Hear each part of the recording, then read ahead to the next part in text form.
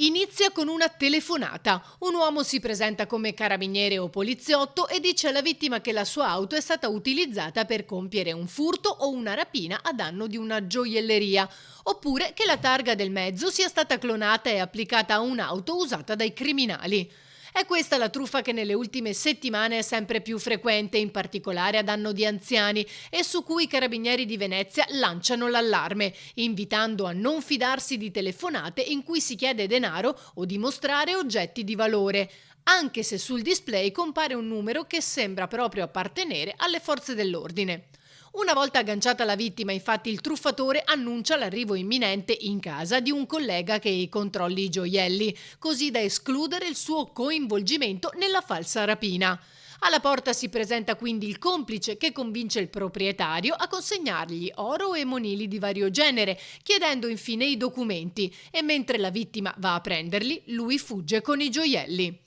Chi dovesse ricevere chiamate di questo tipo, continuano i carabinieri, è invitato a interrompere la conversazione e contattare immediatamente il 112 oppure recarsi nella più vicina stazione dei carabinieri.